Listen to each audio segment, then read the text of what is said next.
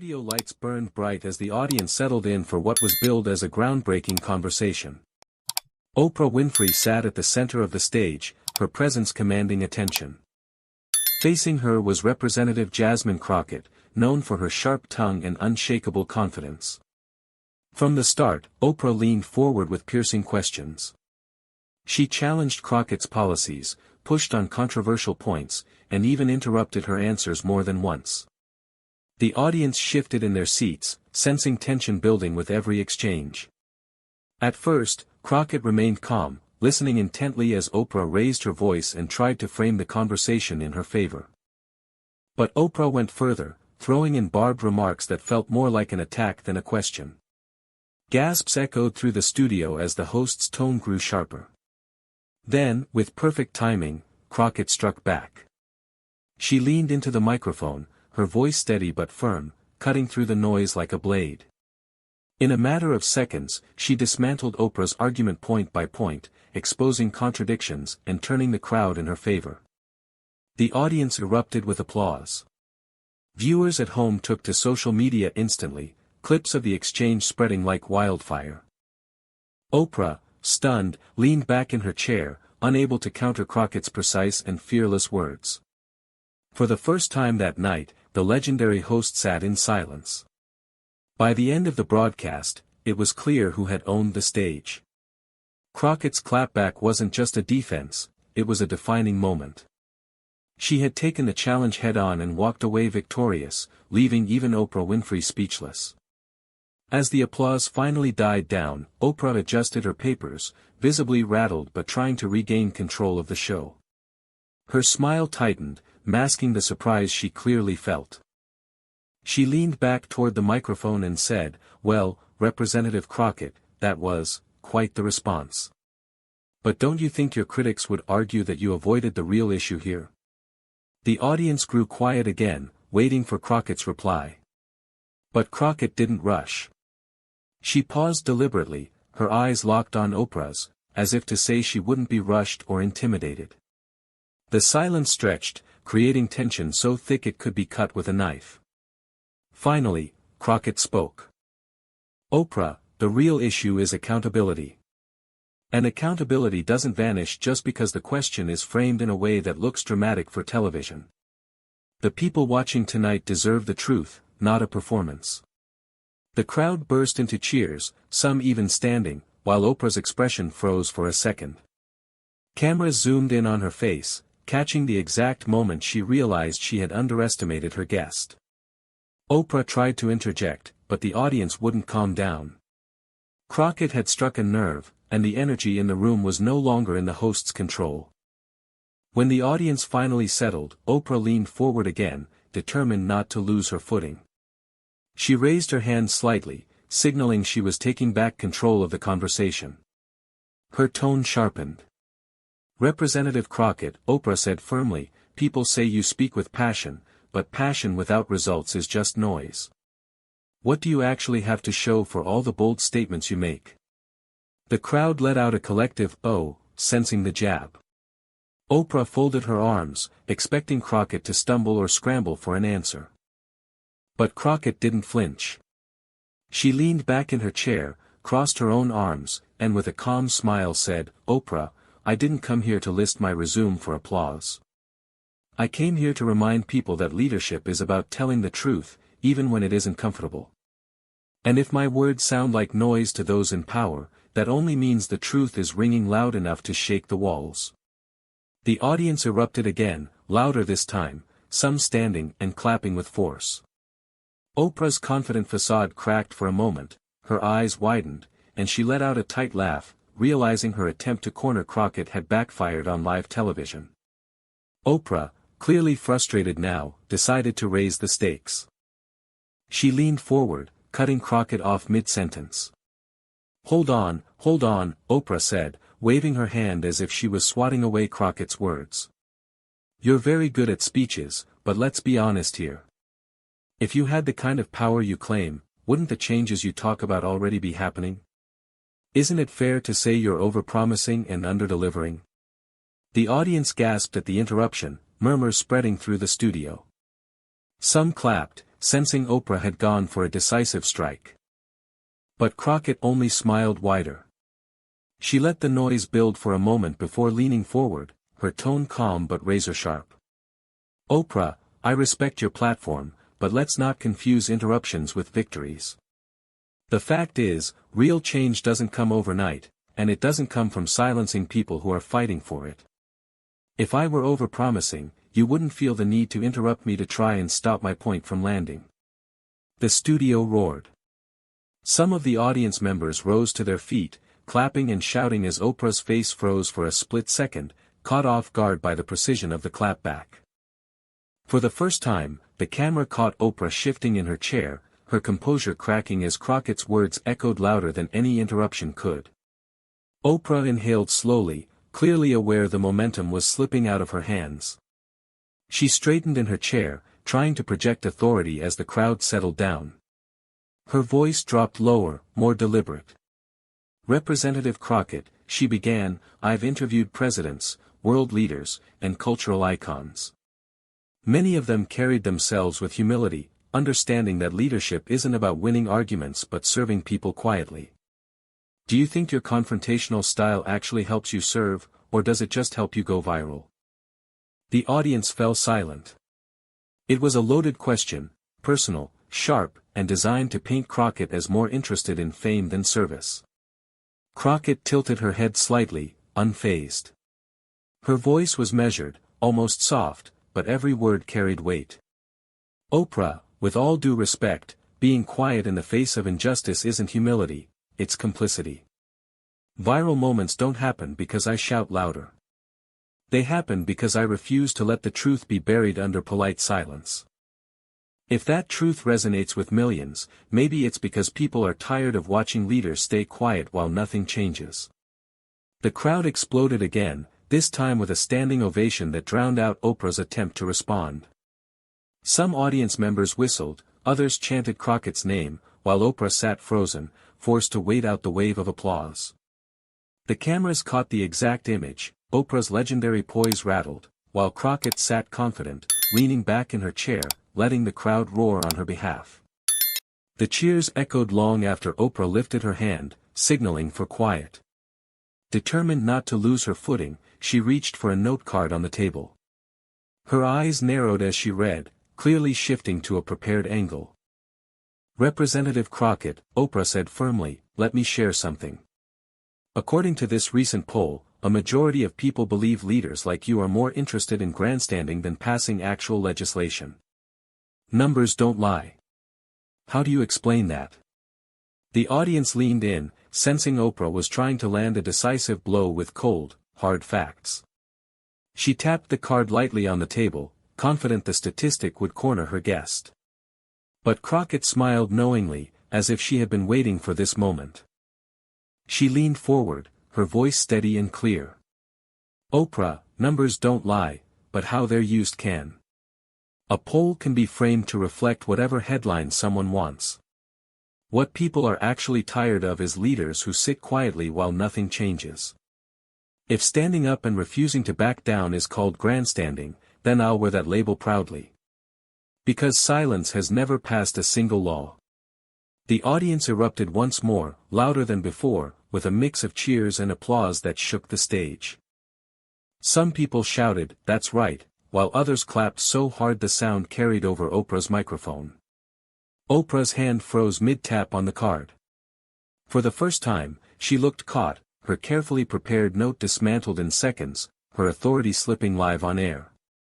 Oprah exhaled slowly, realizing her notes had failed her. She placed the card back on the table and shifted her strategy. Her voice softened, carrying a tone that mixed disappointment with concern. "Jasmine," Oprah said, dropping the formality of representative, "do you ever stop to think about how your style affects young people watching you? They see the fire, the confrontations, the clashes. Are you teaching them to argue, or to lead?" The audience quieted instantly. Oprah's emotional appeal struck differently. It wasn't about facts or numbers, but character. She was trying to shift the narrative, painting Crockett as reckless rather than inspiring. But Crockett leaned in, her expression unwavering. She let the silence hang for a moment before replying, her words deliberate. Oprah, young people don't need to be taught how to argue. They already know what it feels like to be ignored. What they need is someone showing them that their voice matters, even when the world tries to silence it. If my fire gives them courage to speak truth to power, then that's leadership, not noise.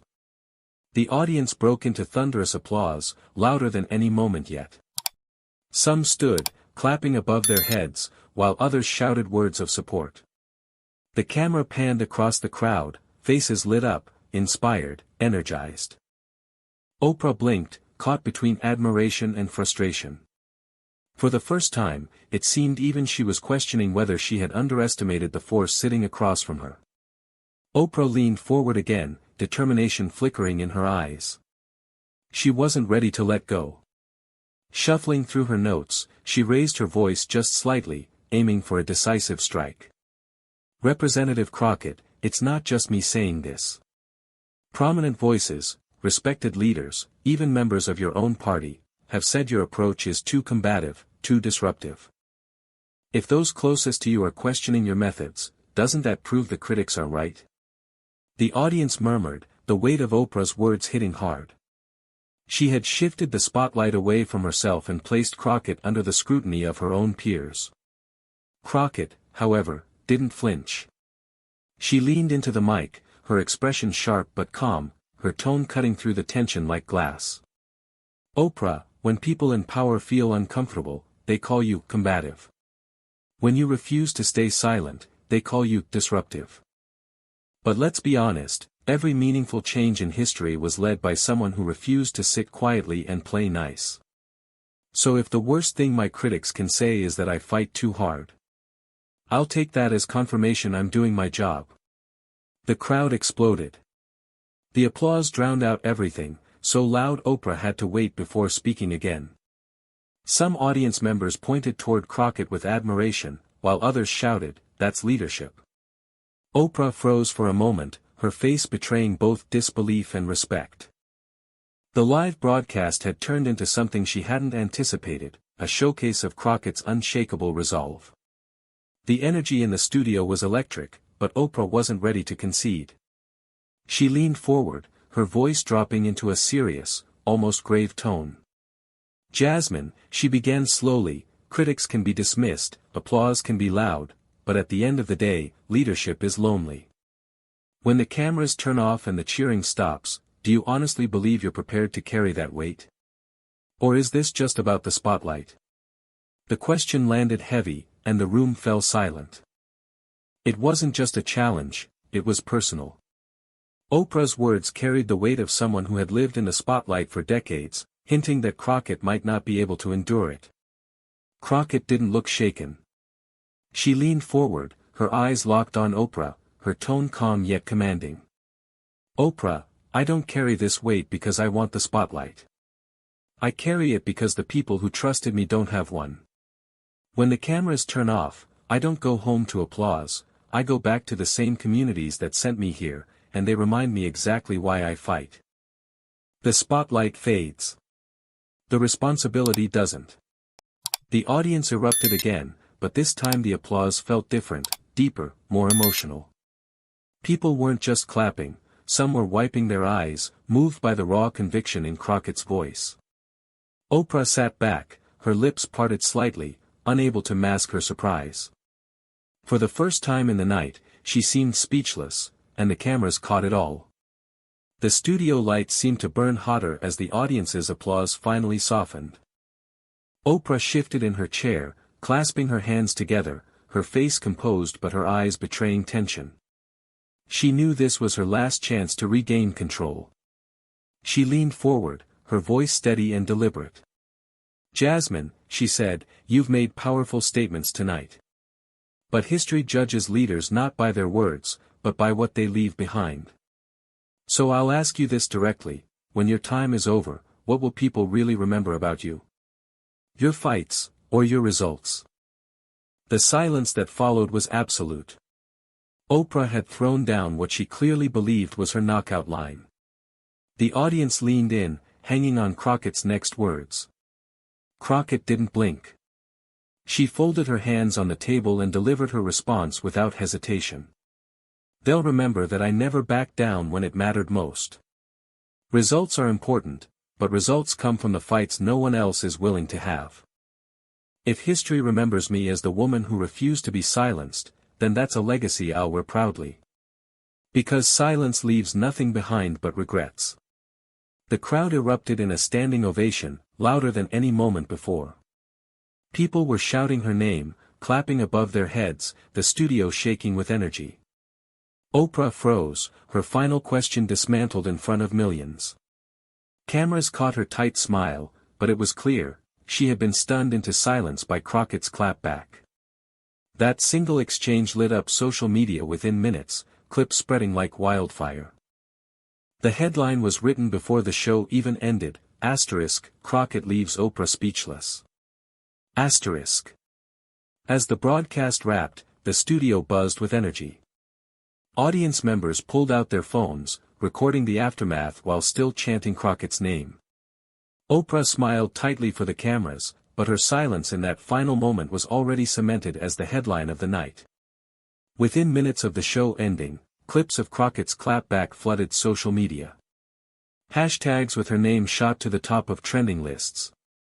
Short clips of Oprah's stunned reaction were looped endlessly with captions like, "She wasn't ready," and Crockett just ended the debate in one line. Comment sections exploded. Some viewers praised Oprah's legacy but admitted she had been outmatched. Others hailed Crockett as the voice they had been waiting for, someone unafraid to say what others only whispered. News outlets scrambled to cover the viral moment. Late-night hosts replayed the clip, analysts broke down Crockett's delivery, and even political commentators admitted her words had landed with historic force. For Oprah, it was a rare moment of being on the receiving end of the kind of cultural earthquake she had so often created. For Crockett, it was confirmation. Her voice had cut through not only the studio walls, but into living rooms across the nation. The morning after the broadcast, every major network replayed the clash. Crockett's final words were spliced into highlight reels, while Oprah's silent reaction became the still image plastered across headlines. Reporters crowded outside Crockett's office, eager for her first response to the viral firestorm. By midday, she agreed to a short interview on the steps of the Capitol. Cameras flashed as she stepped up to the microphones, poised and collected. A journalist shouted, "Representative Crockett, last night's exchange has been watched over 10 million times already. Do you have anything to say about going viral?" Crockett smiled, shaking her head slightly before answering. "I didn't show up to go viral. I showed up to tell the truth. If the truth travels fast, that just proves how hungry people are to hear it. My job isn't to trend. My job is to represent those who don't have a seat at the table." The crowd of reporters buzzed with follow-up questions, but the line had already made the evening news cycle. Social media users clipped it instantly, captioning it, "Crockett isn't chasing fame. Fame is chasing her." Oprah remained silent publicly, but the contrast was clear. While she tried to recover privately, Crockett was doubling down, seizing the momentum with confidence that made her rise seem unstoppable. For nearly 2 days, Oprah said nothing. The silence only fueled speculation. Commentators debated whether she was regrouping or whether Crockett's words had struck too deep. Finally, Oprah released a statement during her own podcast taping. Her tone was calm, but the message was pointed. "Representative Crockett is passionate, no doubt," Oprah said. "But passion isn't the same as progress. We should be careful not to mistake a viral moment for true leadership. History isn't written in sound bites." The clip spread quickly, but instead of weakening Crockett's momentum, it ignited another wave of support. Crockett's allies and everyday citizens flooded social media with responses, posting, "History is written by those who dare to speak when silence is demanded." Crockett herself finally responded in a brief press conference. She didn't attack Oprah directly. Instead, she smiled and said, "History isn't written in silence either. That single sentence ricocheted across headlines, instantly trending. Oprah's attempt to reclaim the narrative had backfired, amplifying Crockett's words even further. The contrast was undeniable. Oprah's message felt defensive. Crockett's response felt like a rallying cry. And once again, the public made it clear who had won the moment. By the end of the week, Crockett's momentum had transformed from a viral clip into a political wave. Donations to her campaign poured in at record speed. Grassroots groups used her quotes on posters, t-shirts, and banners. One line in particular, "Silence leaves nothing but regrets," became a rallying slogan. Political analysts, who once dismissed her as too fiery, were now forced to admit she had tapped into something deeper. Talk shows replayed her exchange with Oprah not as a one-night moment, but as the spark of a movement. Even critics within her own party, who had once accused her of being too confrontational, fell silent as polls showed her. Approval numbers climbing. Younger voters especially rallied behind her, flooding social media with messages like, "Finally, someone who fights like we would." Meanwhile, Oprah's statement faded quickly, overshadowed by the unstoppable momentum Crockett had built. What was intended as a critique now looked like the exact fuel Crockett needed to rise even higher. The viral moment had become more than television history. It was now shaping the political landscape in real time, and Crockett stood at the center, unshaken, her voice louder than ever. Weeks after the clash, Crockett stood on a massive stage at a packed town hall. The crowd overflowed into the streets, with giant screens broadcasting